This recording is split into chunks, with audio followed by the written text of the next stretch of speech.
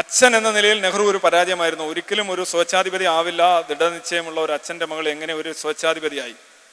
അത് അടുത്ത പരിപാടിയിൽ പറയേണ്ട കാര്യമാണ്, നീണ്ട് പരിപാടി. ഇന്ദിര തൻ്റെടിയായിരുന്നു.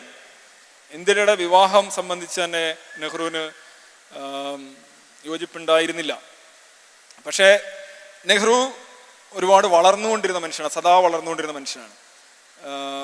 ഫിറോസ്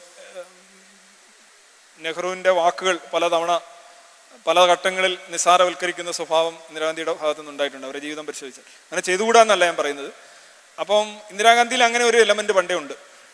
നെഹ്റു ആയിരുന്നില്ല. നെഹ്റുവിൻ്റെ മകൾ ആണ് എന്ന് പറയുന്നതുകൊണ്ട് അതിൻ്റെ അഡ്വാൻറ്റേജസ് ഒക്കെ ഉണ്ടെങ്കിലും ഇന്ദിരാഗാന്ധിയുടെക്ക് പലപ്പോഴും ഈ നെഹ്റു എഴുതി കൊടുത്ത പലതും ഈ കുടം കമഴ്ത്തി വെച്ച് വെള്ളം ഒഴിച്ചതുപോലെ എന്നുള്ള രീതിയിലാണ് വരുന്നത്. നെഹ്റു പറഞ്ഞ പല ലോകോത്തര ആശയങ്ങളും